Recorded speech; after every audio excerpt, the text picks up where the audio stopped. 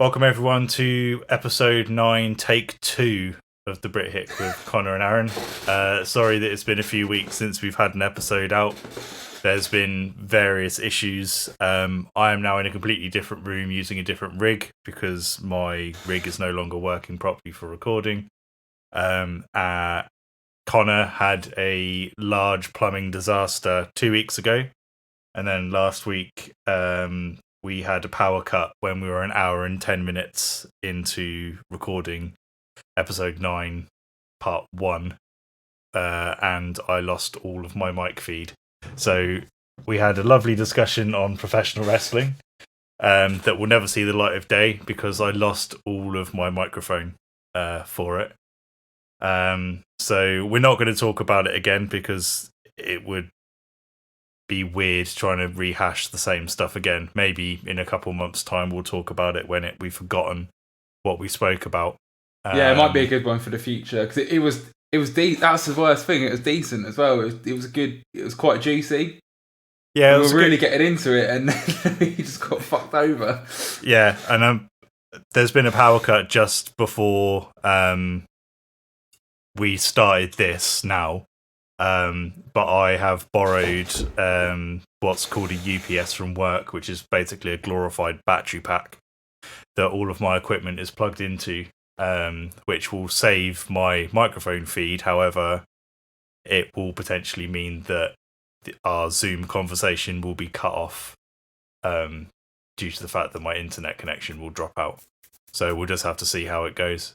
But yeah, so it's been now 4 weeks since we actually put out an episode. Yeah, I think 3 weeks. I think it'll be 3 weeks. Yeah, I mean the last episode was when my recording setup broke the first time, and we put the episode out anyway, with that awful noise in the background of my microphone. I still haven't worked out what it is. I think it's my interface. So I'm now using a different interface and a different everything. I'm in a different room, which is a little bit more reverby than the one that I was in before, but we'll just have to kind of make do and mend and see how it goes. Yeah, you were right there. Yeah, didn't want to do a big bloody burp on the on the old podcast. To be fair, I'll probably do one at some point, so it'll be right. But no, yeah, obviously, so yeah, it's been a little while. We've just been beset by misfortune, I guess. But yeah, back at it this week. This is actually my last week working from home as well. So you back on Monday, yeah? Yeah, back at it on Monday, back in the office. I actually I dropped in briefly this week to pick up the on-call phone. It was really weird because everything's so spread out now. They've gotten rid of loads of excess furniture, like filing cabinets and stuff that we didn't really need. Yeah. And obviously the whole build, because it's a shared building, there's 4 companies in our office complex. Right. Obviously all of it's all marked out for 2 meters and whatever, and it's cool. They've obviously taken it seriously and they've deep cleaned everything and that. I'm personally not worried about going back into the office from a health aspect. It was just a kind of it's just readjusting back to that routine, but it'll be fine, you know.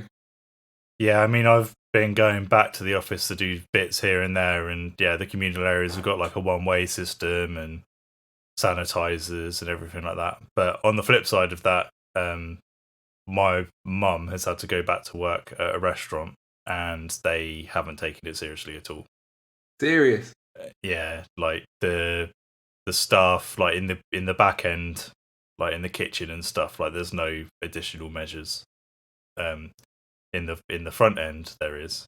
Yeah. In the back end there isn't, apart from cutting staff numbers.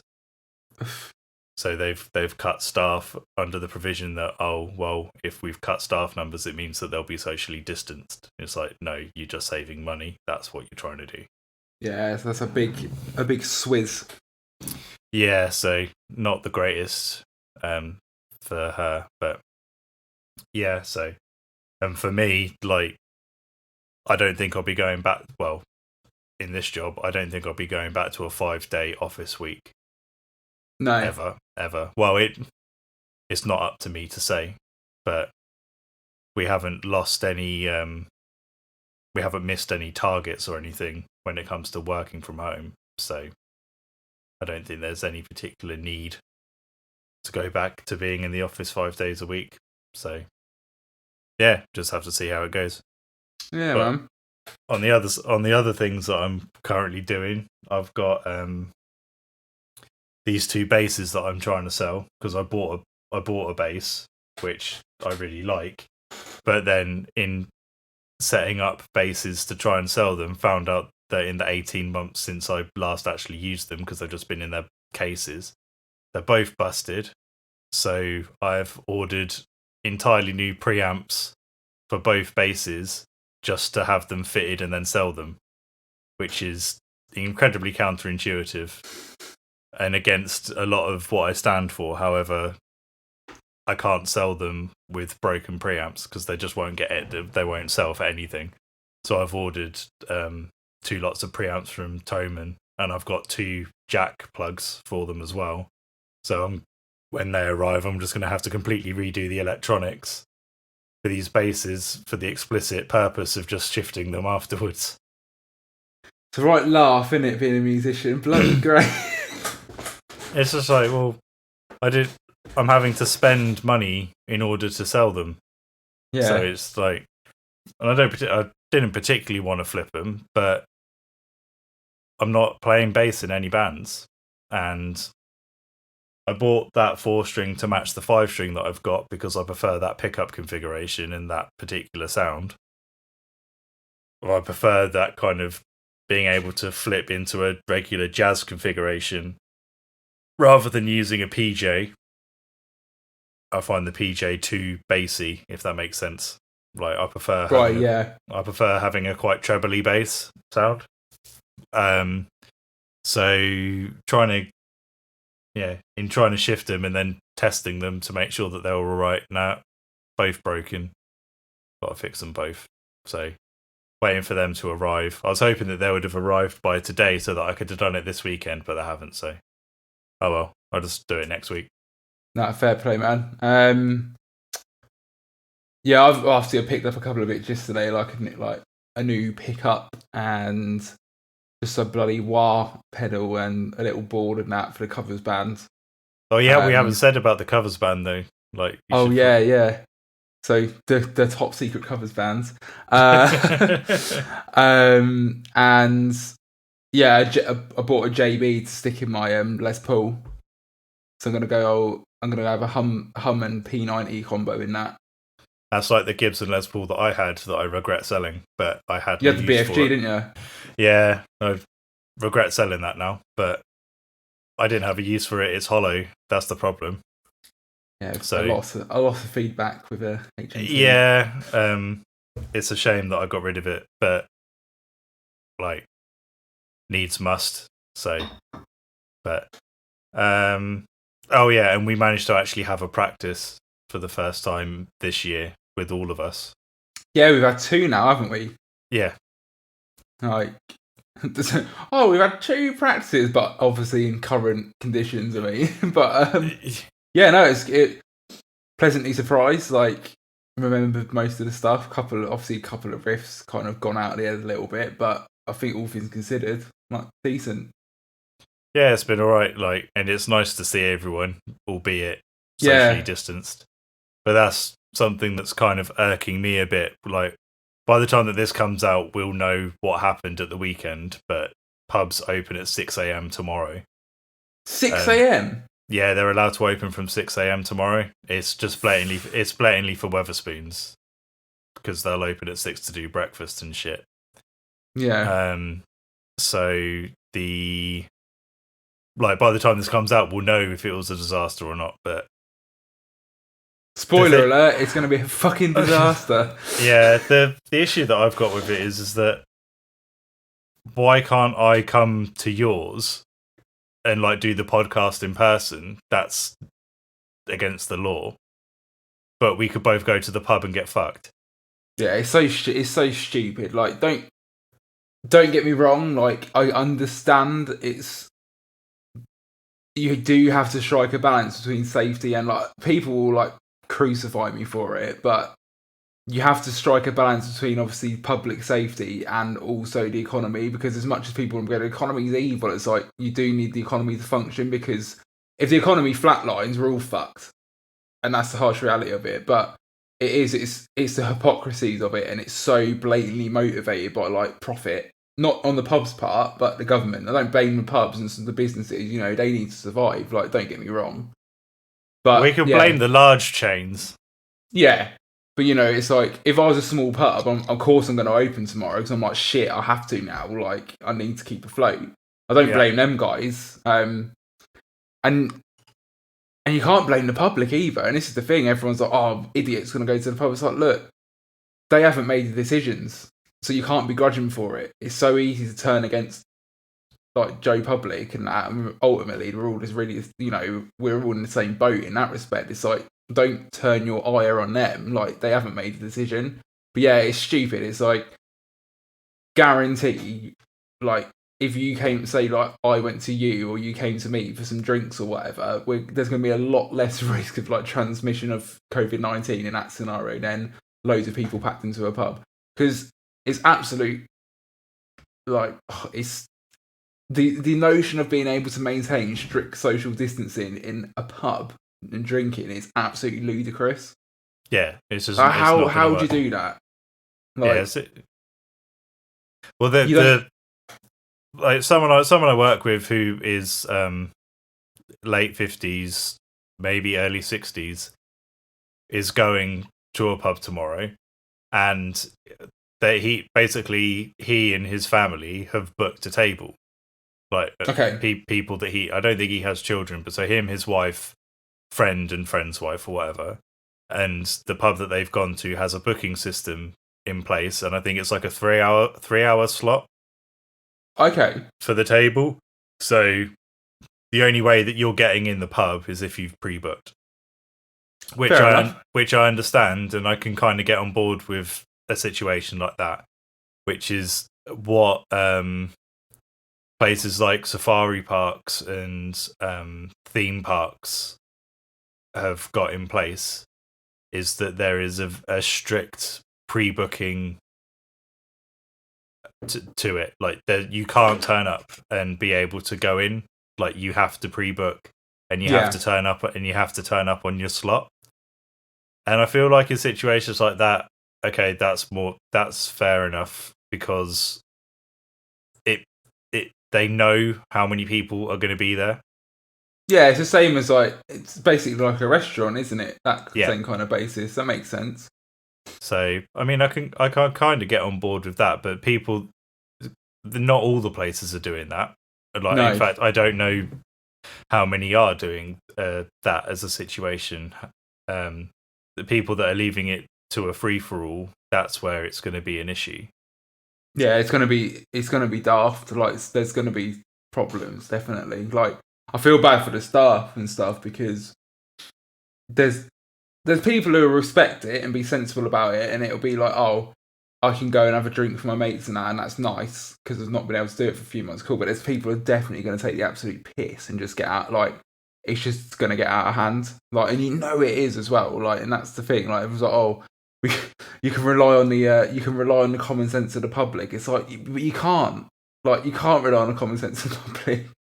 Yeah, when has that ever worked? Like, in the last 20 years, it hasn't. Like, especially, like, throw alcohol into the mix. Like, you might as well just piss on that idea. Like, come on now. But yeah, it's that thing as well. It's like, oh, you can't do this and you can't do that, and it's like, well, how are you going to enforce it? Yeah, we can't. And then it's like, no, we can't. It's like, great. So you're basically making laws that you can't enforce. Yeah. So people are just going to flout them. You've just done it so that you don't get held liable for it. Yeah, and I've seen a lot of this as well, and it's, you know, where like, was it late last week when, you know, and everyone went down to the beaches and stuff, and a lot of people are like, oh, the police should have done more to stop it. It's like, look, I know the police aren't everyone's best mates and whatever, but let's, like, we've spoken about that already, but what are they meant to do to control that situation? Because it is so wishy-washy, and it's not, like, let's be real, like, they're not proper laws. Like, it's so open to interpretation and, like, slapdash. Like, what are you really meant to do? You're going to tell a beach full of, like, thousands of people to piss off home because they ain't going to do it.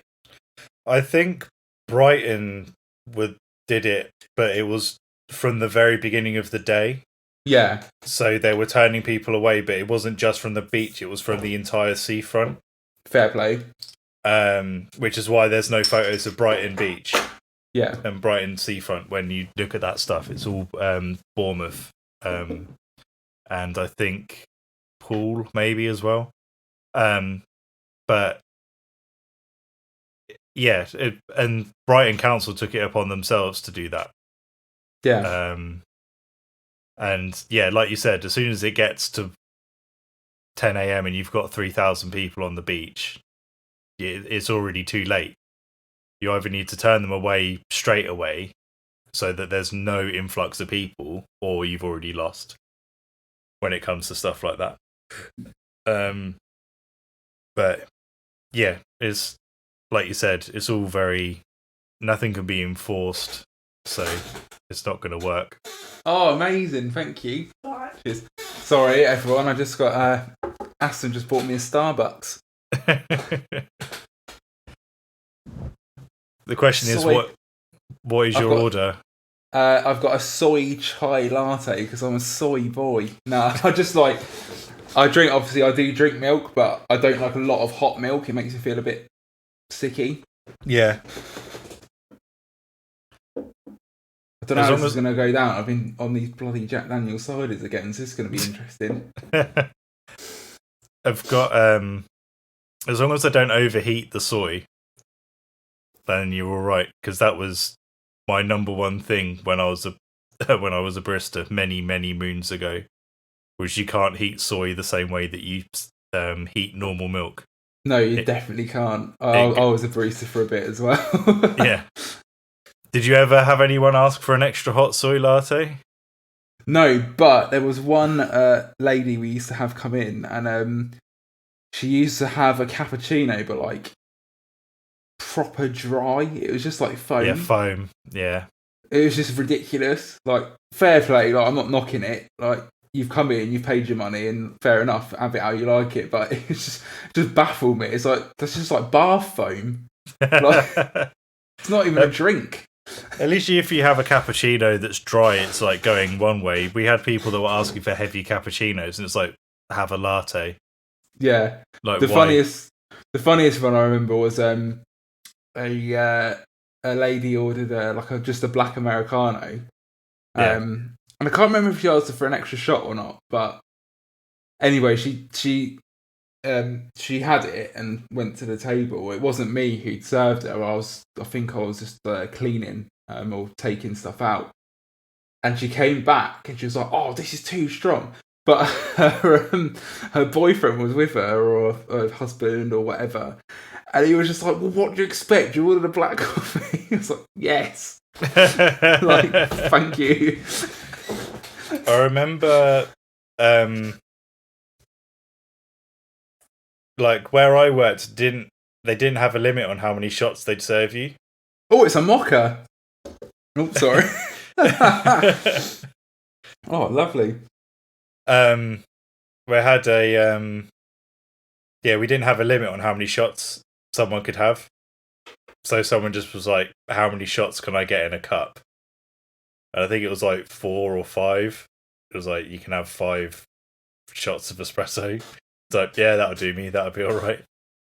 And we had someone that wanted an Americano, but they wanted, instead of water, the filter coffee. Ooh. So they paid for a filter coffee and a shot of espresso, but they wanted it so that it was a shot of espresso in a cup and then topped with the filter coffee like you would with water in Americano. I was like, you're mental. Like, how you must be bouncing off the walls all the time. Shitting through the eye of a needle. Yeah, I wouldn't want to be the toilet in that situation. Absolutely pebble dash. Yeah. Should we talk about what we're going to talk about today? Yeah, I'm gonna. Sorry, but what am I? What am I? So just an absolute creature. Gonna preface the episode and gonna send it out to the boy Dexter. Yeah, do you want to speak about Dexter? Yeah, so basically my mum's dog, but really me and Aston were basically living at the house since we had him until about 3 months ago when we moved in 4 months ago when we moved into our place. But my mum's dog died yesterday, like really out of the blue, like unexpected. It was only 4, but he was an absolute bloody legend. Like just the best, like the nicest little animal. Like, but yeah, it's just a bit hit us a little bit. But yeah, it was. But I'm cool. Like, obviously, it is really sad, and I miss him and whatever. My mum's really upset. We're just kind of doing what we can at the moment, just popping over to see her and stuff. But yeah, just a bit of a shit one, really. Obviously, it's always sad when you lose a pet. Do you know at all what it was? If it was to do with the breathing, like you thought it might have been, or? Well, we're not really sure, but without going into too much details, because it's not very pleasant. Like my mum thinks he might have had something wrong with his liver. Right. But the vet said, "Do you want us to do an autopsy?" But she said, "No, I don't want him being like opened up and stuff. I'd rather just." Yeah, that's fair enough.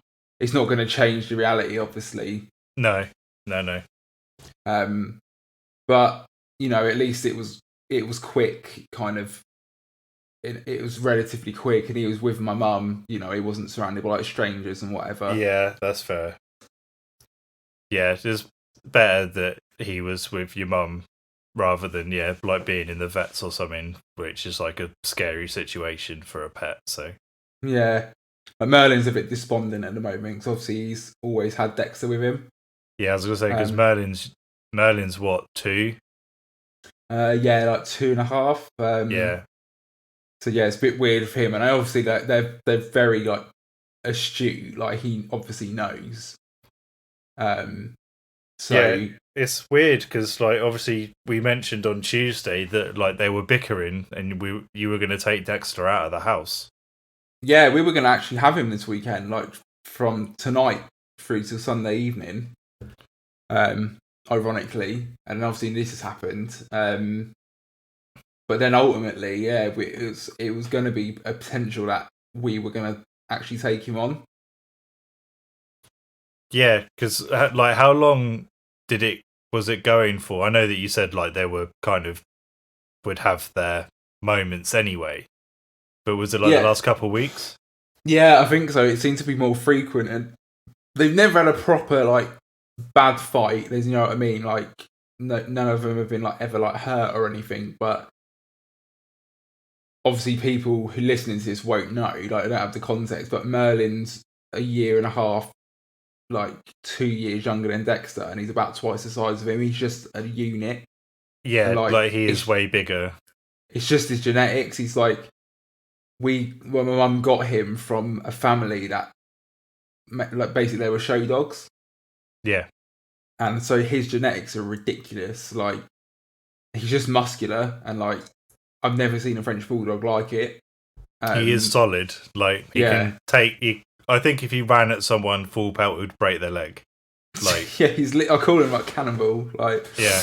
And now he was a bit chubster, but he's lost weight now because like my mum like sorted his diet out. So now he's just a unit, and it's funny because he's so young. But obviously, if they act up, it's like he's definitely like stronger than Dexter and stuff. So my mum was just a bit worried.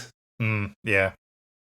And like he's not a violent dog or anything, Merlin, not at all. But he's skittish with other dogs, and I'm not sure what it is. He's just really funny. Not obviously with Dexter, it's different because he grew up with him and they lived together. But if you take him for a walk and stuff, he's really panicky around other dogs.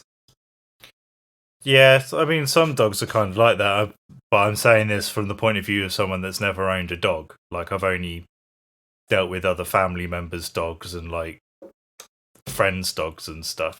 But you do sometimes see it that dogs are fine with people, but then either act aggressively towards other dogs or are scared or become anxious around other dogs.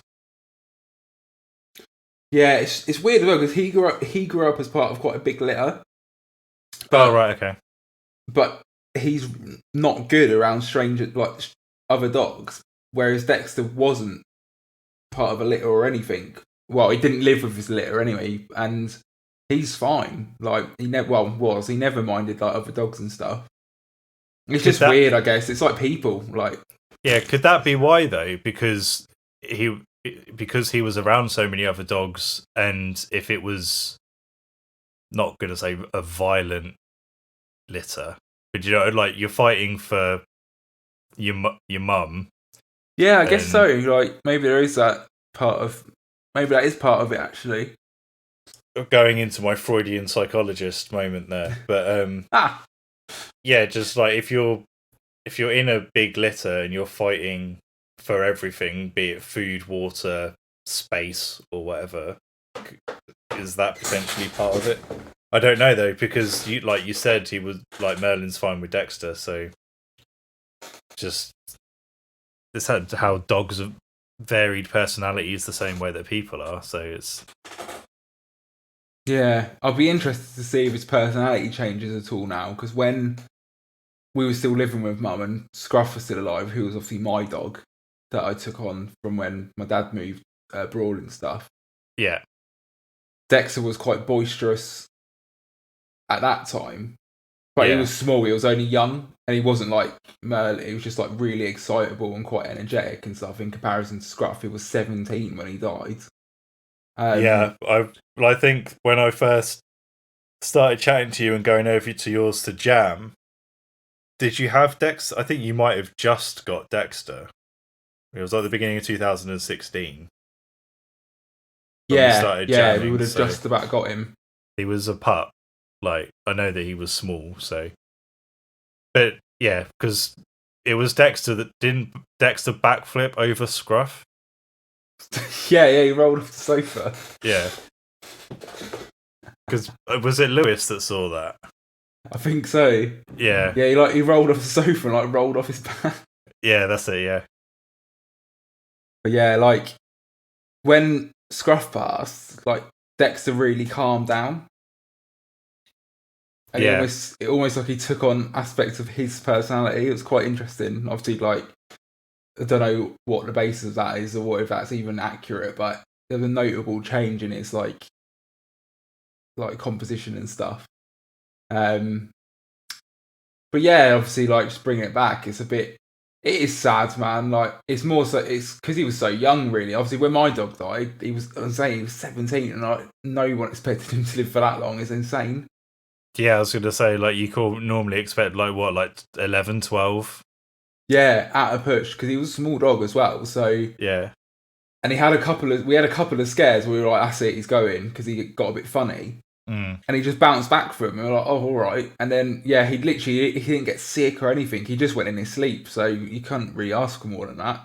Yeah, I remember you saying before, you're like, oh, I think he's going to go. And then you were like, oh, no, it's fine. And then, like, you mentioned it was like, oh, he's died in his sleep. It was like, oh. Like, yeah, just think he'd had enough, you know? Like, yeah. So, sounds weird, but, like, obviously it's sad, but it wasn't, because of his age, and he has such a long life and stuff, it wasn't as sad, if that makes sense.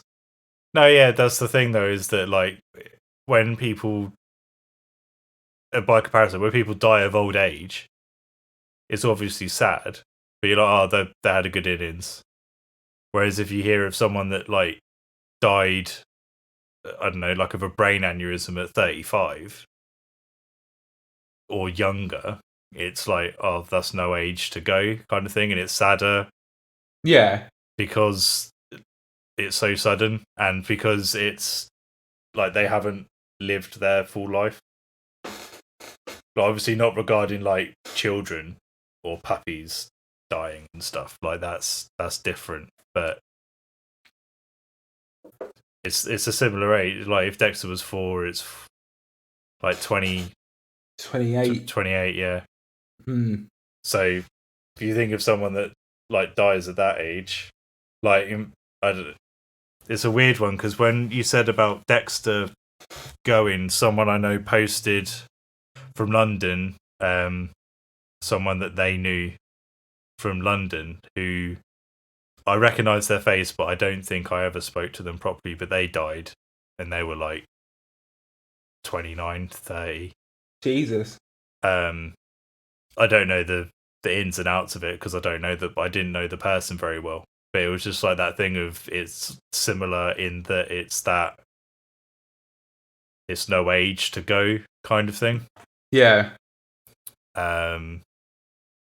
So yeah, I don't know, that's just my take on it. It's like someone dying at 90 or someone dying, like a dog dying at like 12 to 17 years old, or like a cat that's 15 to 20 years old or whatever. It's like, okay, like fair enough, you lived a pretty long life. It's definitely. You got what you got out of it, kind of thing. So yeah, I think that's the difference, and that's what makes it sadder compared to someone that's lived a long life. Yeah, definitely, man. I guess if anyone wants to take anything from this, it's just like cherish your pets. That's what, don't take them for granted. Yeah, I mean, I come from a household that never really had pets, so it's one of those weird things for me because I'm kind of looking at it from the outside. Yeah. Like my brother got a puppy who he has. But yeah, that dog is so small. Yeah, like so I was watching that video on your story the other day of it whizzing around that barrel. Yeah. So he's got a Chihuahua puppy, which is fair enough. Like, I don't think their house isn't really big enough for a big dog. And like with jobs and stuff, so yeah. But yeah, I mean, out of our direct family, that's like the first proper pet, I guess. Like, my brother fell into having rabbits because he took, when schools had pets, yeah, and the kids would take the pets home over the holidays. My brother took like the science rabbits over the Christmas holidays, and one of them gave birth. And basically, they hadn't checked the school hadn't checked the rabbits properly. So he ended up taking like one of the what's a small rabbit called? I don't know, like what a baby rabbit's called. I wanted to say, is it a bunny? Is it actually a bunny, or is that bullshit? I don't know. I was gonna say a joey, but that's definitely not it. That's a kangaroo. Yeah, I know, but sometimes they get used for multiple things. Imagine that your brother comes over school with a fucking kangaroo. I'd be staying well away. But yeah, so like he ended up having one or two of those rabbits for a little while. But yeah, that was out of chance rather than any desire to actually have the rabbits. Yeah. Other than that, yeah, like no cats, no dogs. Like my house isn't suited for dogs. It's a townhouse with lots of stairs. Like, it's not going to be conducive for a dog. Yeah. And my mum doesn't like cats, so it's just like, well, that's neither here nor there. So yeah, it's just a weird one. Like, because I mean, the closest attachment I ever had to something like that was my aunt had a dog that was like a lurcher Labrador cross. That was a puppy when I was born, so I kind of like grew alongside it, if that makes sense. Yeah, no, I get you. And that died when it was 11, so I would have been 11. That's probably like the closest attachment that I had to a dog in regards to family. But it's weird though, because when it was a puppy, it jumped on my mum and it broke her water, which was why I was born a month early. So like I ended up in like an incubator for a week because I wasn't meant to be born. Punked by a dog, mate. Yeah, exactly. An interesting turn of events. But yeah, so that's my experience with dogs. And like, by the sounds of it, you've had dogs or pets your entire life almost. Yeah, we've had dogs since I was born. Like, so we had an English bulldog when I was born. But we gave him to my brother's dad because he got a bit funny when I was born. I think he was a bit jealous. Right. And I was like, not as a stereotype, because I think that's lazy. Like, when people stereotype breeds of dog, and that's absolutely bullshit. It comes down to the owner. But obviously it's like, a big bulldog and a small baby. Like we can't really chance it. Yeah, that's fair enough. I gave him to my brother's dad. And then when I don't really remember, like, I remember the photos and stuff, but I don't remember, like, interactions and whatever because I was so young. But we actually had a French bulldog when I was a kid. Right. But he got poorly and he had to be put down, unfortunately. And then we had a Yorkshire Terrier for years. And then when my mum and dad split up, we gave her to my uncle. Right. Because obviously, like, I was at school still and it was just me and my dad and my brother living at home.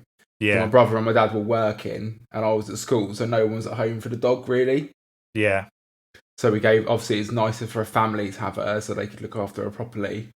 And then we got Scruff a few years later when the situation had changed. Was Scruff a mutt? Yeah, he was a mix of loads of stuff. So he was definitely at least a bit Dachshund, definitely a bit terrier. Like, I'm not sure. Like, we got him as a rescue when he was 2. Right. So we had him for 15 years. Yeah. So even my dad and like our family, and obviously I took him on when I moved in with mum when they moved to Australia. And then we got Dexter. Like, my mum got Dexter, and then after Scruffer passed, probably about 6 months, 8 months after, we got Merlin. So was Dexter French Bulldog completely, or? Yeah. And what's Merlin? 100%. Like, so Merlin's French Bulldog as well, but just way bigger. Yeah, I think with Merlin, like I'm saying, because that family have had show dogs and stuff, I think it's just from the breeding. Like, yeah. He's so thoroughbred. Yeah, because for some reason I thought, because of the size comparison, that Dexter was a pug French Bulldog cross for some reason.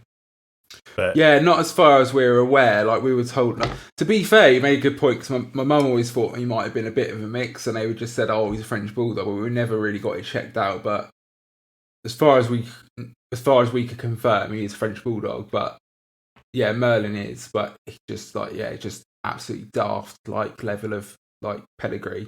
Yeah, like we got these like mad certificates and shit when we got him. Like, yeah, because what's Frank? Frank's a pug. Frank's a pug.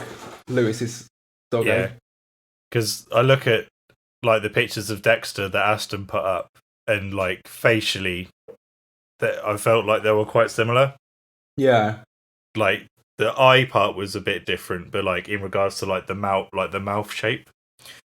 Yeah, which is what made me think that maybe they were a cross. Yeah, it could well have been. To be fair, like, I think that is quite common. Like, and people are like, oh yeah, it's pure. Like, to be like full disclosure, it doesn't bother me. Like, about obviously a dog's breeding and whatever. I don't care. Like, in terms of like pedigree and stuff, doesn't bother me. Like Scruff was an absolute mongrel, and you know what I mean. Like, some people like, and to be fair, like, not to say that bothers my mum, but obviously it didn't matter if he was mixed or not. It just happens that Merlin is a ridiculously pure French Bulldog. Yeah. And whatever. But yeah, it's a funny one. Like, some people get a bit hung up on that and whatever, and obviously some things are bred in ways which aren't really ideal for the animal, and I do disagree with that. But it's no more bad than like docking and like ear pointing. So, yeah, I mean, in some ways, ear pointing is a bit of a weird one because there are medical benefits in regards to them not getting infections when it comes to ear pointing. But I mean, there's no point in docking. But yeah, the ear pointing one's a bit of a grey area because it's like there's two sides to the argument. Yes, you're having a procedure done that requires the ears to be cut in a certain way, or like splinted in a way so that they stay up. However, by them staying up, they're less likely to get infected. Yeah. So it's like a bit of a, you got to weigh up swings the and roundabouts, isn't it? Yeah, I don't know. It obviously it's up to you as the owner of the dog whether or not what you want to do. Like, obviously, docking is bullshit. Like, dogs always look better with a tail. Yeah. But so yeah, I mean, it's a weird one for me. Like I said, I've never had a pet. So I mean, it's going to be interesting to see next year whether or not I do go back to the office certain days a week or not. Because then, if I am home 5 days a week, maybe it would mean that I can get a dog. Because I wouldn't get one if I have to go away. Yeah, that's it's not fair. Because it's not fair. So, and as well, like the house that I'm moving to is not particularly massive, so it would need to be a small dog as well. Like, yeah, it wouldn't be something like a bloody German Shepherd or something. I could probably get like a small Labrador or something. Yeah, it would be alright. We're talking more about getting a dog because we always knew you wanted to get one. But it's just like obviously now it's like now we're in the house and we've been in for a few months and stuff. We can kind of start thinking a bit more realistically about it. But I think we're probably going to get a staff. Yeah, like, because I've never had a problem with a staff. Like, I don't really. There's so much stigma about them, but every time that I've met a staff, they've just been really nice dogs. They're lovely dogs, and it's case in point from what I was saying earlier. It's down to the owners. Like, that's what a stigma is, because so many idiots bought them, and would like training them to be aggressive and stuff. They're very obedient dogs, and they will follow what you train them to do, basically, and that's the thing. Yeah, well, there's always a demonized dog breed, isn't it? It's like it's German Shepherds or Dobermans, Rottweilers, and now it's staffs. It's like, well, it's not anything to do with the dog temperament. Like we said, personalities are different on dog to dog. Like, you can have a dog that snaps at someone, but it could be a bloody Yorkshire Terrier, or it can or it could be a staff. Like, it's one of those things. Like, thing is as well, like you'll always find rescue staffs, and that's like we want to get a rescue dog. So yeah, I wouldn't get like, if I was to get one, like a dog in general, I wouldn't get a puppy from a breeder. I'd get a rescue. Yeah, like, I just have to make sure that it's a rescue that can be dealt with by someone that's inexperienced, because obviously I've never had a dog, whereas you and Aston have dealt with dogs before, so you'd be able to kind of deal with something maybe a bit more challenging, I guess. Yeah, that's it. I think that's important for anyone. It's like looking to get a dog. It's knowing what you can. Oh God, sorry, headphones just broken. It's knowing what you can deal with. Yeah, because it's a full-time commitment. Yeah, I think my brother's mindset in why he got a pup rather than a rescue does make sense, in the fact that he made the commitment to train the dog how he wanted the dog to be trained. Oh yeah, that's 100% like fair enough, and like it makes sense, because that is the thing as well. And that is something to consider when you are taking on a rescue dog. Like, you haven't had it since birth; it hasn't grown up with you. You don't know how it's been trained. You don't know what habits it's picked up. You don't know what its behaviours are. So it's a lot of extra work in a way. Yeah.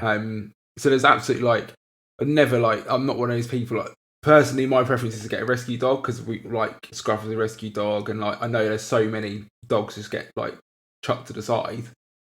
But I don't like. I'm not one of those people that look down my nose at someone who wants to get a pup from a breeder. Like, some people are a bit militant about that, but it's like, look, it's different for everyone, Yeah, I mean, even at 10, they wanted to get a pup at 8 weeks, but they got it at 10 weeks. And even in those 2 weeks, it had picked up stuff that they had to like train out of her. Yeah. Such as like toilet training. It was using like pads inside. Oh, okay. And they wanted her to go outside, so they had to untrain the pad training that it had in order to be able to go outside. But they've done really well. I think they've only had it like 3-4 weeks now, maybe now, and they've already taught it like goes to the toilet outside, they're teaching it to ring a bell by the door, so that it can go outside. Like, it hasn't. Yeah. It's kind of done it, but it's not like all the way there yet. But things like sit, lay, paw, stay, come, like all of that stuff, like they've already taught it in the space of 4 weeks. That's good. It's the clicker training. Yeah. So, like, tried and true method. So I think they're doing well out of it. The funniest thing is that when the dog walks, it looks like a show horse. Like, it almost goose steps with its front legs. Like when it's walking. Whether or not it will stop doing that, or it will just end up doing that for until it's an adult, I don't know. But yeah, so good old bloody dogs, eh? Bloody hell, we're already at 50 minutes. I don't know if we're going to have too much time to talk about what we're going to actually talk about. We'll just carry on talking about bloody dogs. Yeah, so this week we're talking about dogs. So I guess we should kind of make haste into what we are talking about this week. The thing is, though, if I start talking about it, it's going to be another 50 minutes. It's like, do we want to talk about it, or should we just talk about something else that's not going to take up another 50 minutes?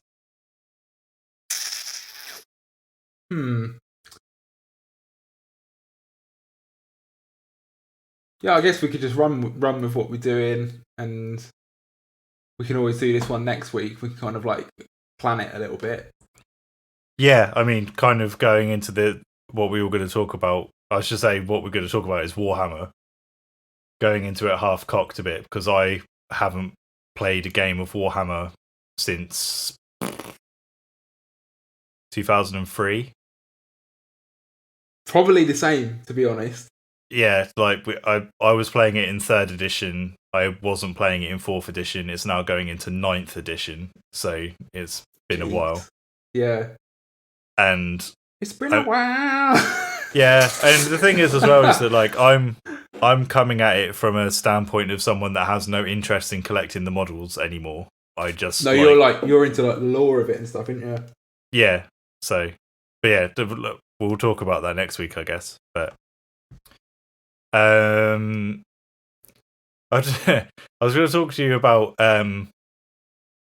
my current rig situation, because like you've been buying pedals and stuff, and I sent you that link to that Line 6 M5 pedal. Yeah. So I am fully on the trying to make my pedal board as absolutely small as possible train. Yeah, I kind of think I want to start doing that now as well, because I'm sick of moving that case around. Which is, We've literally got, like, for context, like, me and Aaron have gone from using heads to... Oh, no, I never used a head. Oh, no, you only used it in rehearsal a couple of times, didn't you? Yeah. Never when we were gigging, because I bought it off of you. I bought Ironheart off of you. So, for the first year and a bit, I guess, I was using a head. Yeah. And then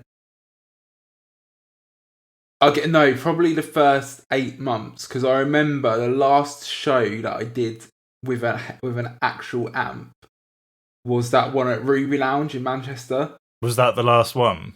Yeah, because I remember the loadout was a nightmare, because it was an absolute trek to get back to the car. And I was like, fuck this, I'm going to go, like, ampless. Well, you told me that you told me that on the way in.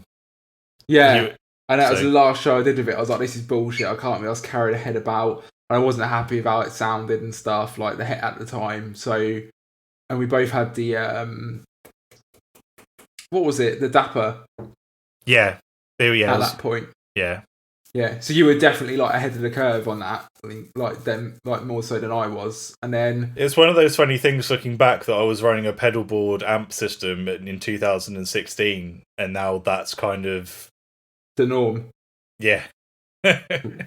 Well, maybe not the norm, but very common. Like, definitely. I guess the funny thing for us, like within the kind of genre we do, it's maybe not as common. No, but I mean, the reason that we do it makes perfect sense because It's so practical. Like, well, it's not even that, like, it's not the practicality part of it, but like the reason that we always said about it was like, well, we're getting the tone from a pedal anyway. What's the point in running this pedal into a 35 kilo, 800-pound head when all we're doing is making the head sound like the pedal? Like that's all we're doing. Yeah. So we might as well not have to faff around with that unnecessary A, expenditure, and B, space and weight in order to do it. And then as we've kind of moved on and then adapted it a bit, it still worked out. We're not so dependent on the HM2 sound now, but the rigs still do what we want to do. Yeah. And you can get fucked if I'm going to be spending over $2,000 on a Soldano head. Like, yeah, to play for 30 minutes every couple of weeks. Like, yeah, it's just like, why would I want to do that? Like, that's the sound that I want. There aren't any amps that I have found that get that. There's something weird about like the Soldano, like low. I don't know if it's like the low mids. There's something about it that's very specific to that amp head, which is what I like. I can't. There isn't another head that's going to do it. The Soldanos themselves are really expensive. Jet City amps don't exist anymore. So, and they weighed God knows how much. So why would I go back to doing that stuff? Bearing in mind as well that you want to replace the tubes at a cost of £200 every 2 years or whatever. Why would I want to go through all of that ball ache when I've got a perfectly serviceable live sound through a pedal that costs £100 and a power amp? Fair enough, the Seymour Duncan power amps cost a lot.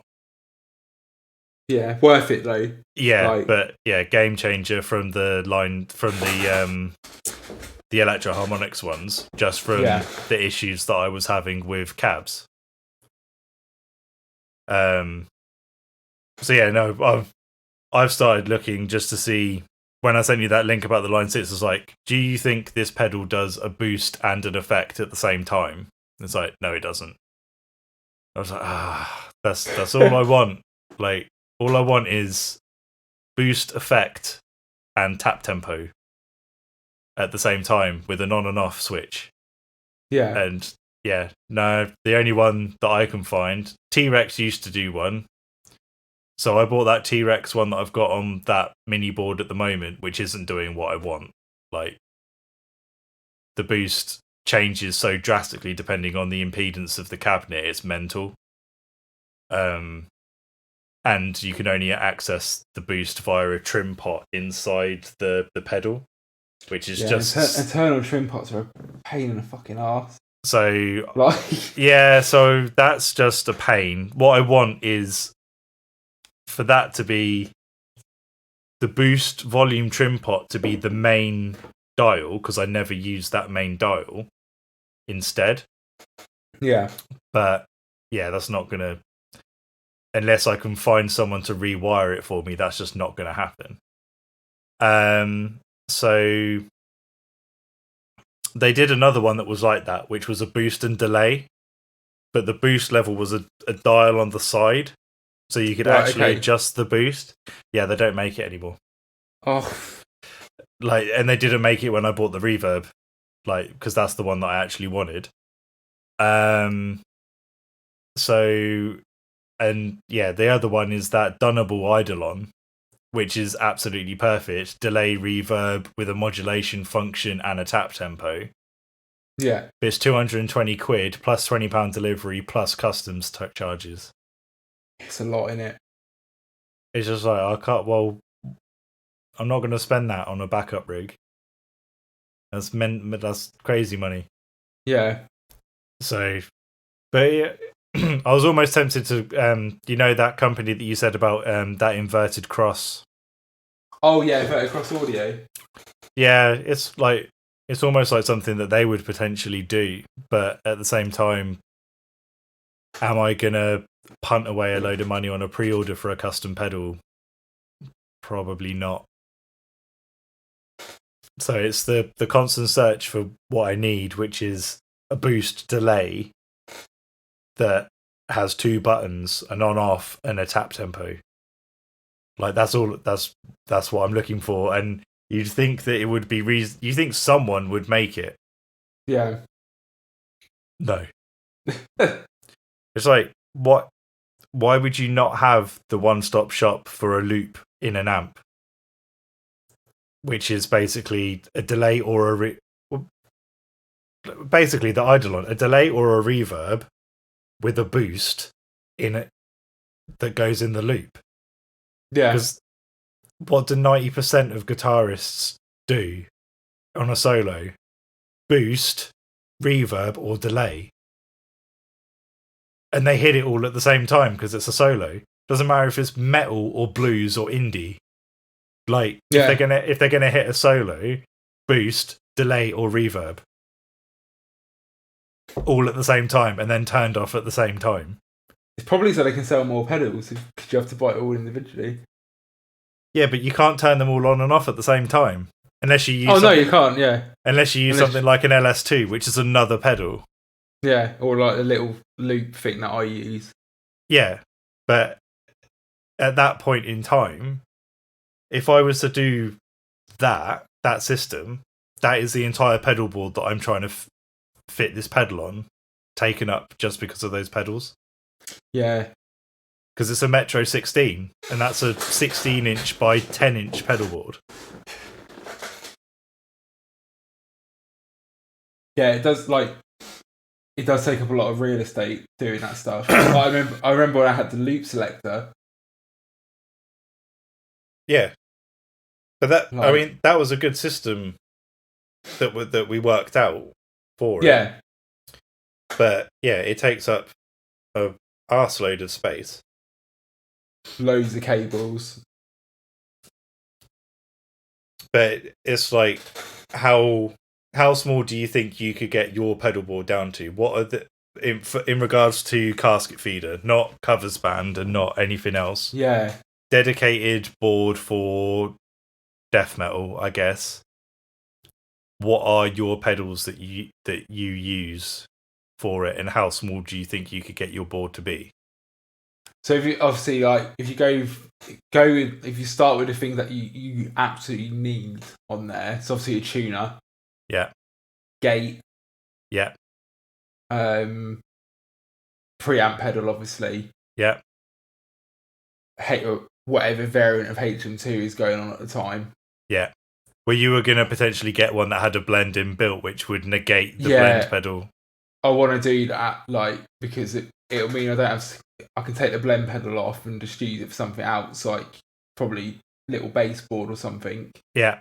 And obviously you're taking like 4 cables out of the equation and that pedal as well. Yeah. I mean, that's why I bought the Evil Neds, wasn't it? Because it's got a wet dry on it. Yeah. Obviously, like a boost, like a tube screamer or something like that.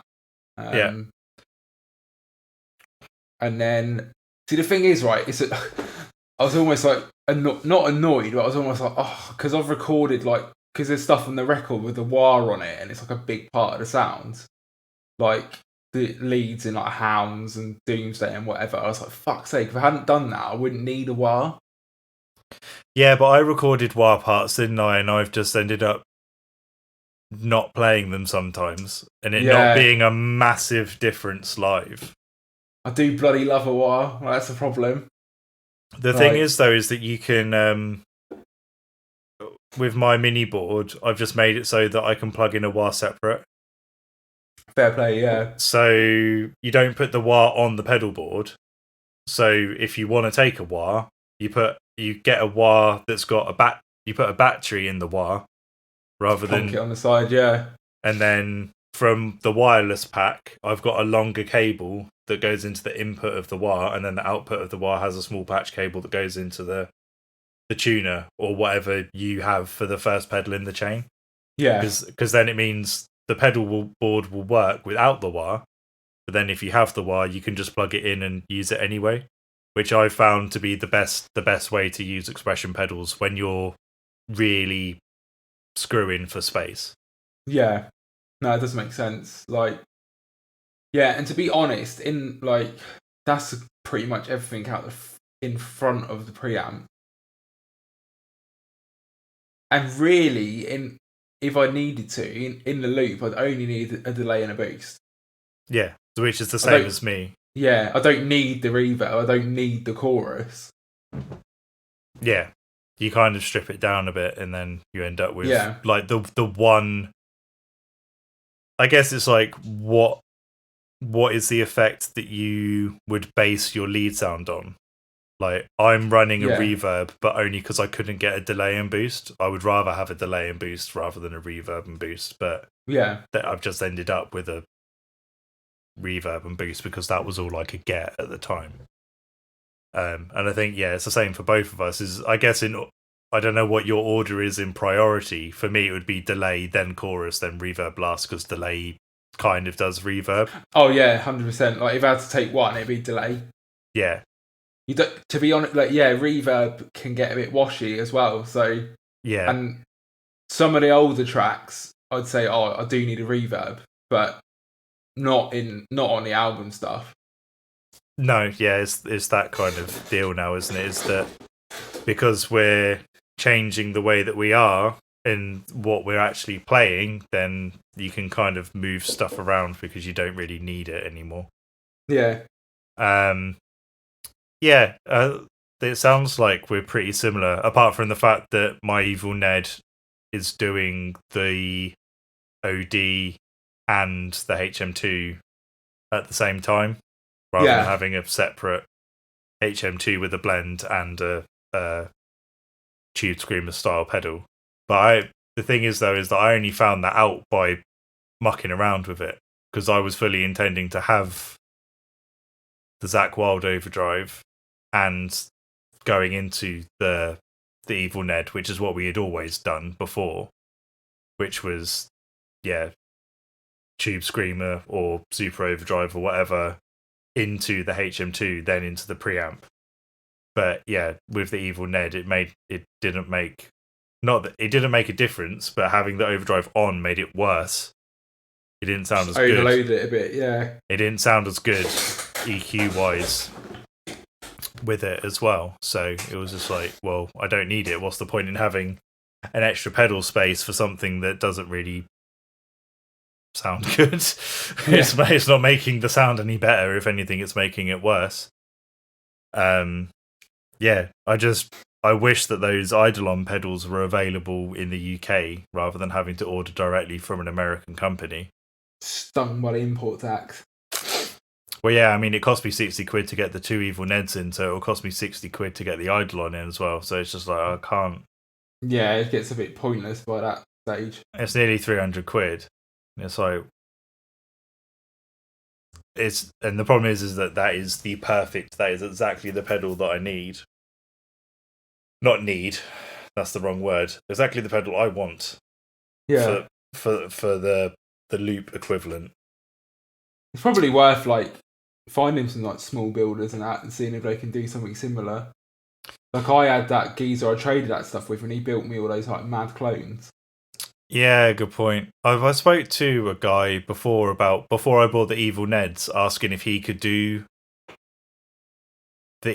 something that was like the Evil Ned, and basically no was the answer. Yeah. So yeah, I guess. I mean, of the builders that I'd probably want to speak to, it's going to be the guys at Inverted Cross, just because they do the sweet laser etched pedals. But yeah, it's just it's the never ending quest for tone. Firmly down the rabbit hole, innit? Yeah, I think the next thing I'm going to do is take all the pedals that I'm not using and then trade them in for another power amp, another power stage. Yeah, fair play. Because the 44 Magnum after all this time is not cutting it for what I like. It's between the two practices that we've done, I did one with the 44 Magnum and I did one with the power stage, and the power stage and the stuff that we were using was all the same. All the other pedals were the same, and yeah, it just sounded way better. Oh, I didn't realise you switched it out this week. Yeah, it sounded loads better this week. Yeah, like less muffled, and yeah, we could hear like everything. It was great. Yeah, so I was using the big rig, quote unquote. The big rig. I mean, it's still on a pedal. It's still on a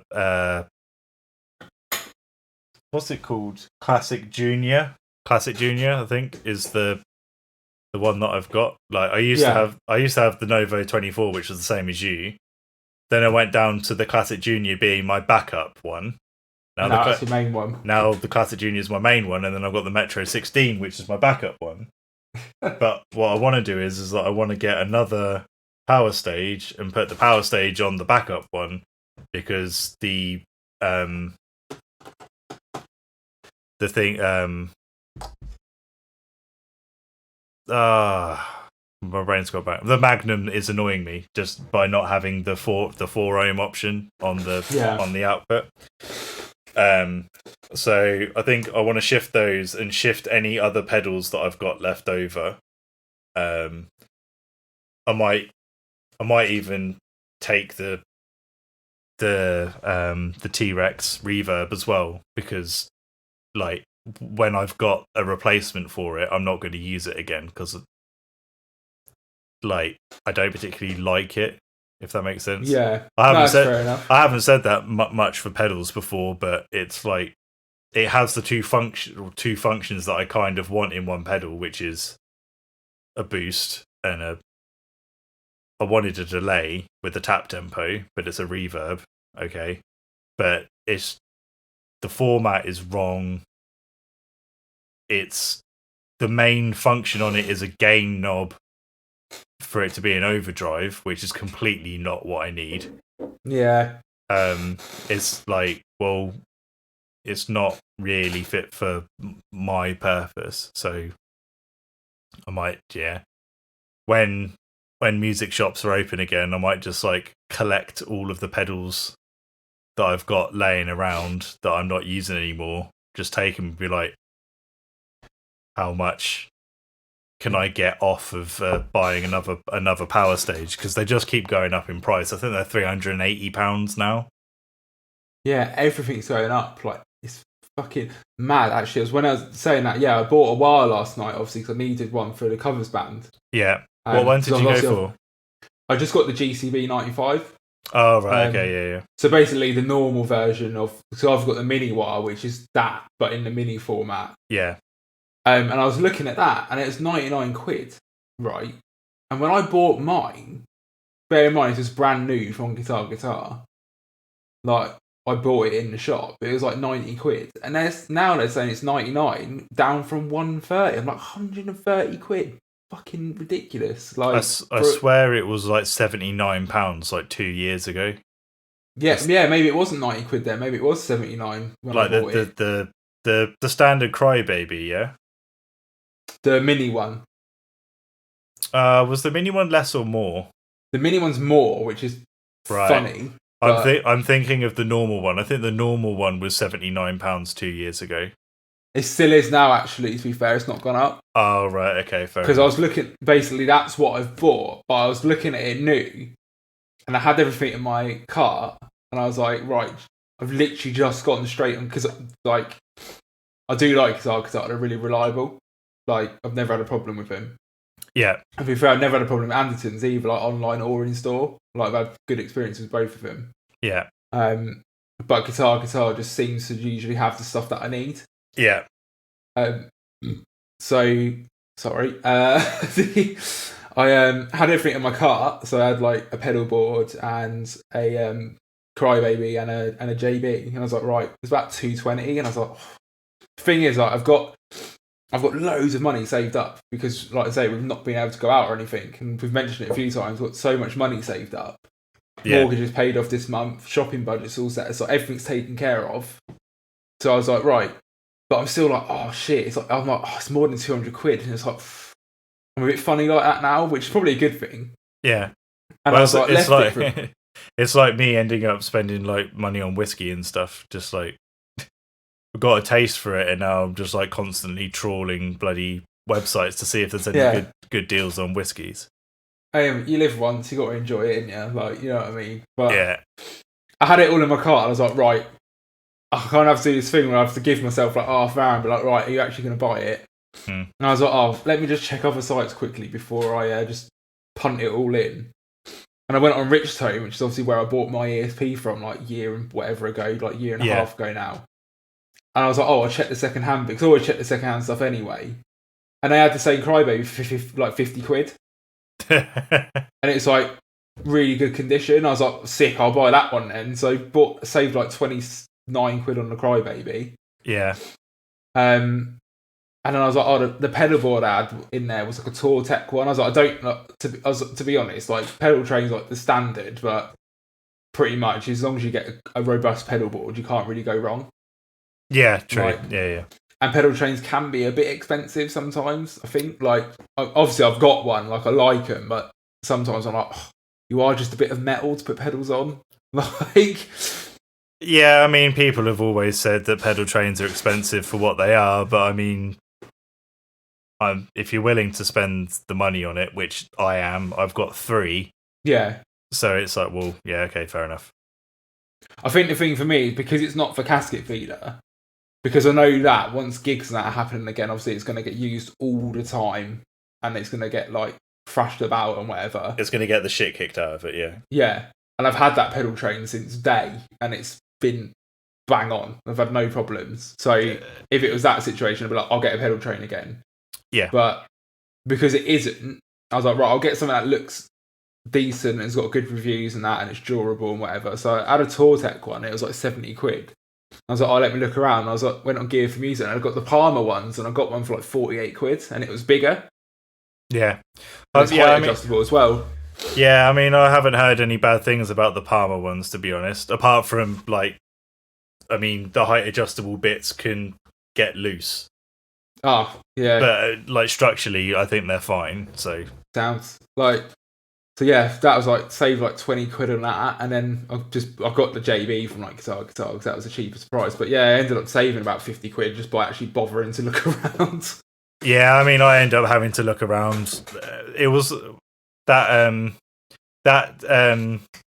Angelico that I sent you, like, fair enough, yeah, I don't have the money for it.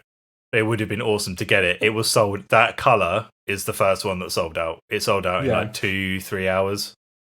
That's mad price reduction. Like, I wouldn't have done anything to it. It had locking tuners, Seymour Duncan pickups, like, I think it had CTS pots. It was all laid out how I would have wanted it to be. But again, as you were saying about money and stuff, it was 500 quid. And it was 500 quid on a guitar that I'm not going to play every day. Yeah, it's easy, innit? When you see a mad deal, like we all do it, you're like, oh, fuck. And then you're like, you have to have that word. It's like, do I want it? Or is it because it's on a mad deal? Yeah. Like, it's that thing of... And I do it with, like, the telly and stuff that I've got. It's like, oh, well, if I get it, I can tune it to standard and I'll play standard. I never play standard. Like, what is the point? Like... Yeah. I'm like the other way around. Like, I never play in drop C at home, which is obviously like the band tuning. I'm always playing standard. Yeah, I just don't do it. I always play in drop C, or I've got the 7-string, which I'll play in drop A. Yeah. But I'm almost debating, like, I don't find that 7-string comfortable to play standing up. So I'm almost debating trading that in to get a 7-string that I find more comfortable to play. Makes sense. Yeah, I don't know what it is. I think because PRS is the way that the custom is, that the top horn isn't as far along as I was expecting, that I find the neck profile weird just because of the position of it. Sat down, it's not so much of a problem. But to be honest, I found your Jackson more comfortable to play for a longer period of time than I do that PRS. Oh, really? Yeah, it's mental. Like, and I did, and I mean that was a regular one, but on the flip side of that, I found that Misha that we tried really uncomfortable to play. It's weird, isn't it? How like things vary. Yeah, like I would debate trading in that PRS for like a 7-string that maybe second hand or a little bit cheaper or something, because yeah, I got it and it was all good, and like PRSs are obviously high quality guitars. I can't fault the craftsmanship, but yeah, it's not very comfortable for me personally. Yeah, I think they're a very particular kind of feel in that.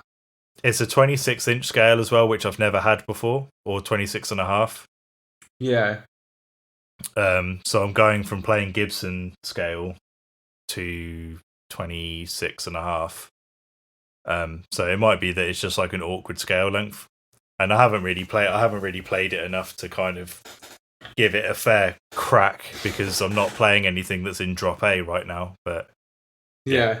I just have to think about it and see what I'm saying. Yeah, I mean, I'm kind of obviously I bought a couple of bits during the lockdown and whatever, but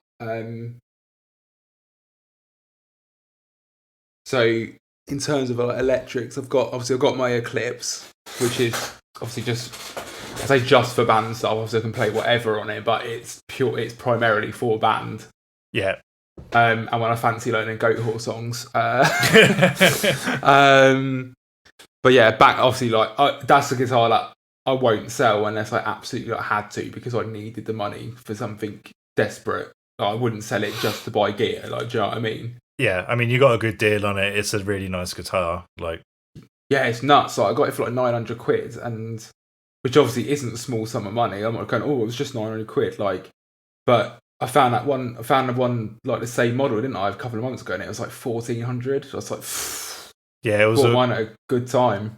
What was it? It's an Eclipse 1, isn't it, with the 4 pots rather than the 3. So yeah, and they're more difficult to come by, because that's not the regular Eclipse shape now. So yeah, the Eclipse that will never go. And it is a wicked guitar as well. Like, it's so nice.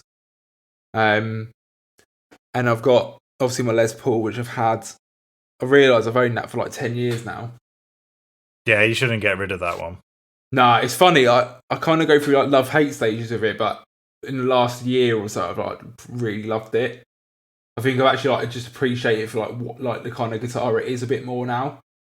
Yeah. And like it does sound wicked as well. I don't think you should get rid of that one. Like, nah, for the money that you would get selling it, I don't think it's worth selling it. Nah, not at all. And like, I'm not just saying it because I own it, but those like the mid 90s to like early 2000s studios are wicked. Yeah, it's a solid guitar. I can't knock it from playing it. It's cool as well because I've used it so much. Like, obviously I've gigged it in like bands before, Casket Feeder and stuff. It's got a lot of there's a lot of like history to it. It's probably the one guitar apart from my Eclipse and the Ibanez, which I don't, obviously I've kind of retired it, but again I won't sell it. I think I'm just going to display it when I sort the Music Cream out. Yeah. It's got like the most history for me, like in terms of like marks and like gigs I've done with it and stuff. But you put it for a ceiling, so yeah. That's what you need to get back to, Gibson. Making guitars that you can put through a ceiling. Yes. Yeah, so that happened. And then obviously I've changed the pickups and stuff on it, and I'm gonna change the pickup again at the weekend if I get the time. I'm gonna put that JB in it and stuff. But yeah, it's just a wicked guitar, like it's really nice. And then obviously the Strat I bought at the start of this year, that's a keeper guitar as well.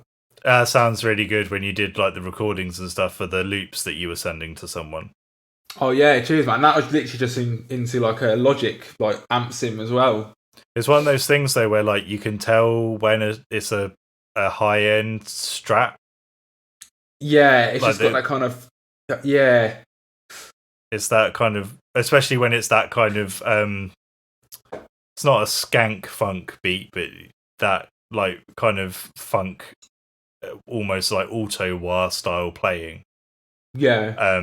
I feel like on cheaper guitars it gets a bit more muffled. Yeah. Whereas like with like American Fenders or Fenders with American style or higher end single coil pickups, it's there's more clarity going on with it.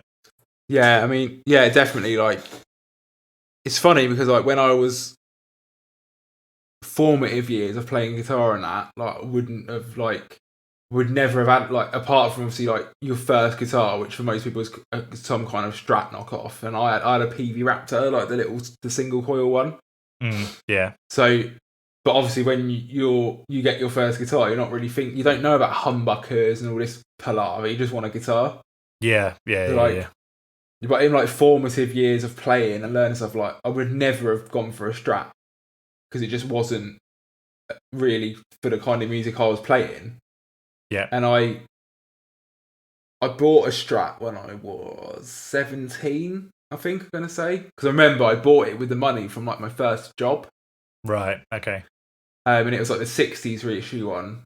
And it wasn't the right guitar for me at the time. And I actually had to take it back because there was a really big finish flaw in it, which I didn't notice like when I bought it. Right. So it looked like it had been dropped and then refinished over the drop. I've seen that before, yeah. Yeah, and I was like, obviously this hasn't happened when I've taken it back. I was like, I rang him, and I was like, I've noticed this finish flaw, and I was like, when I bring it back, you'll see it's like there's no impact on it. It's been refinished over the damage. Yeah. And I was like, no worries, just bring it back. And basically, like, I just exchanged it with a bit of cash on top, like, and I got an American telly. Right. Which I fucking wish I hadn't sold because I was an idiot, and I traded it with someone for with a bit of cash for an LTD like H1000 or something, which I shouldn't have done. But yeah, I was never like really about single coils and stuff, and then the last few years and stuff, I've got more into that, and like I don't know, I just play differently on a Strat. Yeah, but that's something that a lot of people say is that you get guitars to make you play different ways. Yeah. Like, if you just have a repertoire of metal guitars, you're just going to play in that way. Because the thing with me as well is that up until, like, my early 20s, I absolutely hated tellies. Like, couldn't stand them. Like, thought, why would you ever have one? Yeah. And then I was like, and then I tried someone's telly. I was like, oh, it's actually a really nice playing guitar. And for the single coils, it was working well for what we were doing. He was playing guitar in like a post-rock band. He was doing exactly what was needed. More so than he bought another guitar. He bought a Jaguar Special with humbuckers, and he ended up going back to the telly because the telly sounded better. So I kind of ate some humble pie with myself because I was like, well, actually, telly sound really good. It was like I had a telly, and then I had that Strat. Oh, was it the Lone Star? No, was it? Oh, I've got that wrong. No, that's the. It wasn't a Lone Star. It was. That's the one with a humbucker in it. Oh, what is it? I can't remember. But it had the same. I had the telly that's got Texas Specials in it. I bought a Strat that had Texas Specials in it. But I traded the Strat because I can't stand trems. Any kind of trem, I don't want it. It can just get in the bin. Which is the main thing for me, which is why I would rather have a telly than a Strat. In fact, I'd probably, if I could get a Nashville telly for a reasonable price, I probably would. Yeah. It's literally the thing that puts me off Strats now is the trem. And Fender don't do a hardtail Strat for less than £1,000. They need to do one, like a player series or something. Like people, I think they'd sell loads of them. Yeah, I would probably be very tempted by it. It's just one of those annoying things. They do not do a Strat hardtail, and I don't think they do a Strat hardtail for any pickup configuration that's under £1,000. Yeah. But then I look at other, like I thought, well, if Fender doesn't do it, surely there's someone must have picked up a hole in the market where it's a hardtail with 3 single coils at least. Nope. They've all got traditional style trems. You can get a Squire Bullet for hardtail, but that's it. Yeah, Yeah. But that's the craftsmanship on the Bullet series is similar to the Affinity, and it's not great. Like, No. and I will sing high praises for the higher end Squire stuff. Yeah. Like the 50s, 60s vintage modern. It's like, I think, I can't remember if it's still vintage modern about. You got the classic vibe, because I had that classic vibe 50s Strat, and that was a really nice guitar. But it is mad though. Like, I had that, and I sold it because I wasn't really like using it much. Literally, I sold it in December after Christmas.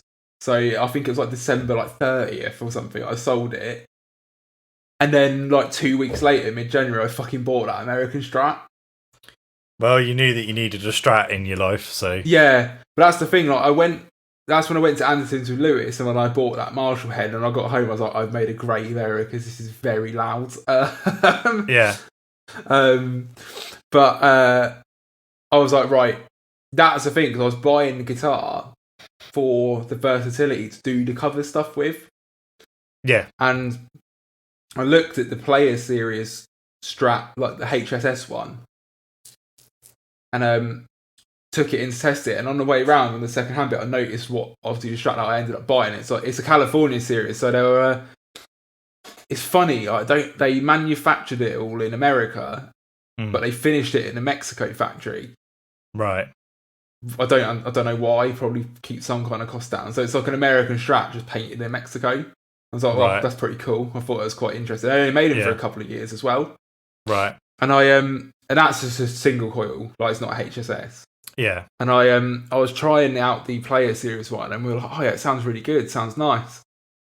And bear in mind, it was like $550 or however much they are, and this was $600, obviously like pre-owned. And I plugged it in, and the difference was literally like fucking night and day. Like, not to shit on the Player Series, because it's a really nice guitar, and I don't know if it's just. I think not to toot its horn because I own it. Again, I'm not being like, oh, I've got this magic guitar, but I do think there's something about that guitar. It's the loudest guitar that I own, unplugged. Yeah. Like, and literally plugged it in, and I think I just did a chord, like a big bend or something, or like some kind of lick, and Lewis was just like, get that one. It was so good. Like, just so responsive. It sounds mental. And there's a lot to be said for like a good. I think every guitar player should have like a good Strat. That was like when I was playing that Gibson Les Paul. Yeah, that tribute one. Yeah. So like, after, what did we go through before? So there was the Chapman single cut, sorry. Yeah. Didn't you try that Explorer, that Lizzie Hale one? The Lizzie Hale Epiphone Explorer. Was there like a more metal guitar that we tried? I feel like I tried like a mid-range, like Charvel or something. I think there was definitely something else. I just can't remember what it was. Yeah, I might have tried another Epiphone. I'm not sure though. And then that the Gibson Tribute Les Paul, and it was like, well, there's a marked difference between these Epiphone and the Chapman and whatever the other one was, and the Gibson. Like, yeah, it was a silly difference, and that was going through my rig. Yeah, exactly. So it wasn't like you weren't playing for some like ridiculous amp for like no context. It was like, yeah, you using exactly what you'd be playing it through, and it sounded wicked, and it played like, obviously I had a go in it as well, and it played so nice. I know it's easy to dump on Gibson these days and whatever, but that was a wicked guitar. Like, credit where it's due. Yeah, I mean, if it wasn't full price, then maybe I would have thought about it a bit more. But at the same time, I have 4 guitars that I use for casket feeder at the moment. It's kind of a bit overkill to spend £1,000 on a Gibson that I'm not going to use for the band, even though it feels really nice. It's like, it's not really the right thing to do, is it? Really? It's easy, innit, to get caught up in it and be like, oh yeah, I'll just do it. Like, but it's like me when I was like, yeah, I want to get another ESP as my backup guitar. It's like, realistically, it's your it's the backup guitar, so I could just get a nice LTD. And But then, yeah, I guess me playing devil's advocate though is that I mix between the guitars that I play. yeah, Like I don't have a main and I don't have a backup. I've got two V's and I've got two Cadillacs. The two V's have the what's the Seymour Duncan active pickup called? Blackout. Blackout. I was going to call it an Invader. I was like, that's not it. I've got the bridge blackouts in the Dean V's, and then I've got the neck blackouts in the Cadillacs. And I mean, I play the Cadillacs more now just for practicality's sake. Oh, okay, yeah, because they can go in like a normal case. And they can go in a normal case. But the V's are set up to exactly. I mean, the only thing that I would want to do is to rip out the neck pickup and put a wooden block in it and have it finished so that it looked nice. But that's never going to happen, so I'll just keep the neck pickup in there. Yeah. But everything stripped out, it's literally pickup, volume knob, output, and locking tuners. Like, they're modified so much that like I'm never going to get what I think they're worth. So what's the point? Like, and I got them for a bargain. Yeah. So I mean, they're import guitars. All of 4 of those guitars are made in Korea. But I mean, the V's were 500 each new, and I got the 2 of them with one hard case for 280 quid. Yeah, I remember when you went to get them actually. And then the Cadillacs were in the region of 200 each. Yeah. And I mean the white Cadillac I bought because I'd wanted a white Cadillac for 3 years, and it just came up for sale. Like, and I was like, yeah, I'll buy it. Like, I think I haggled him, but not hard, because I was like, yeah, I want it. And it's that weird thing of like the first one I bought, the Sunburst one, I bought, but I wanted a white one, and then 3 months later, a white one came up to sale, so I bought the white one. And the only thing that I want to do now to the Cadillacs, because I had the pickups put in, but I wanted to keep it more traditional looking, so I got the pickup selector turned into a kill switch and left all the knobs in.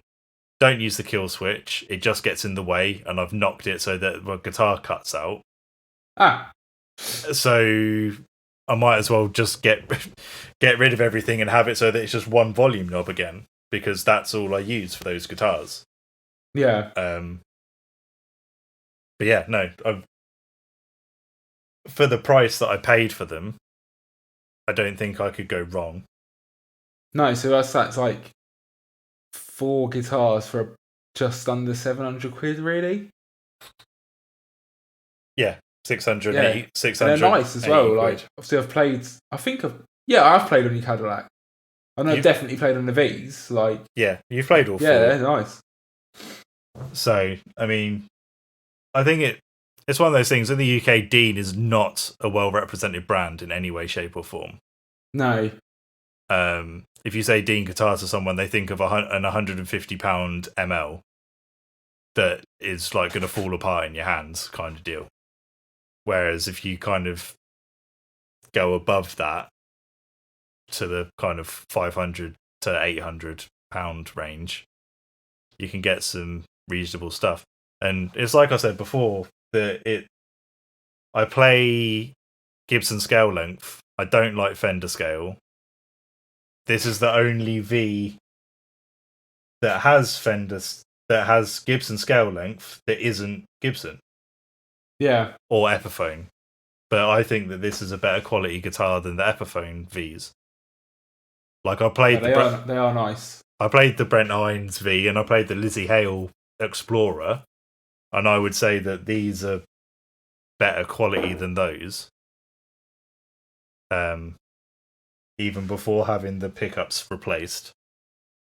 Yeah, when you had the because I played definitely played your Sunburst Cadillac when it had the stock pickups in it. Yeah, it had zebra pickups in it. Yeah. Yeah, and obviously they're Dean's own design pickups now. They sounded really good. Yeah, like, I mean, there were rock pickups. They weren't like metal pickups, but they were wicked, fine. Though, really proper, like fat, like sounding.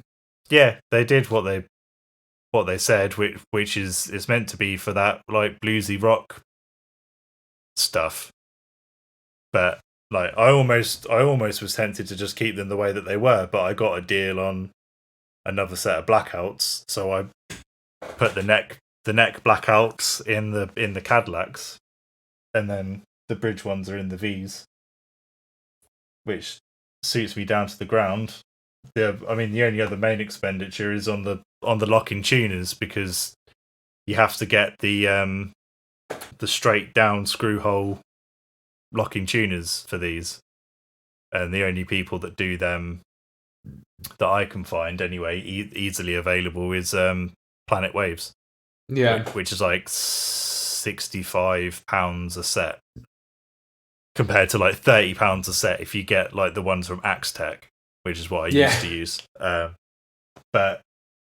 they do the job, they trim it, it's all good.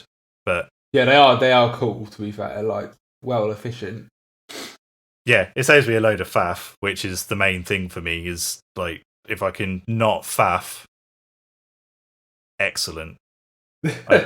Like in regards to guitar playing, if I can not faff, it's all good, because I don't like trems. I don't like having to mess around with strings coming unwound, that's something that happened when we started jamming on that Gibson. Is even though that had Grover tuners on it, it wasn't the Cluson tuners. I changed the string set, and then one of the strings came unwound as we were playing. Don't have to worry about that with locking tuners.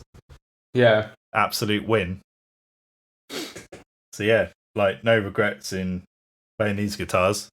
So I just wish that Dean would give me an endorsement. Also wish that Seymour Duncan would give me an endorsement, as I basically use their amps and bloody pickups in all that of could be our pitch to him. Like, we use our amps, use the pickups. I'll be like, I don't even use your pickups. I just bought a bloody JB. Come on, lads. They'll probably just say, well, you can replace the War Pig with their equivalent of a War Pig, whatever. It would be like a Nazgul or a Black Winter or something. You know what? I am actually, like, I don't know what with, but I think I said it before, I am thinking about changing the pickups in that Eclipse. Yeah, I mean, the War Pig's so hot that it kind of blows it. You could cook a fucking egg on it. It's that hot. It's mental. It does. It does kind of blow everything else out of the water. Yeah. I always remember like that show we did in it was New Cross, and it was on the it was when we did the Teeth Grinder tour. Yeah. And Kate's guitar, well, she broke a string, pupil slicer. Yeah. And it was just like, has anyone got guitar and drop C? I was like, oh yeah, she used this. And like the volume difference when that guitar got plugged in was fucking ridiculous. That was like Graham when he replaced he let Creature, the drummer for Creature, put his use his snare, yeah. It was like bang! It was like, Jesus Christ. Every time that he hit the snare, it was like, yep, and there's the snare, killing everything else in the mix. So funny. Well, we've waxed lyrical about music for a while now. So it's nice to have a little, like, just a good old jovial podcast. Yeah, mate, there wasn't much planned about it, apart from we were going to talk about Warhammer but didn't, so we'll do that at another time. Yeah. And so far, touch wood, I don't think the power's gone out. Well, it hasn't, because we're still talking, so that's a plus. So I guess quit while we're ahead before it goes pop again. Job well done, everyone. Let's see if we can break the streak of ball-bagged podcasts. Yeah. Sorry, third time lucky. They do say that, don't they? Yeah, well, hopefully this time it will actually be third time lucky. Right. Cool. Thanks very much, everyone, for persevering with us and everything. You can find us on all of the normal social media channels if you haven't already. We will be back next week, hopefully. We will see you then. Cheers, guys.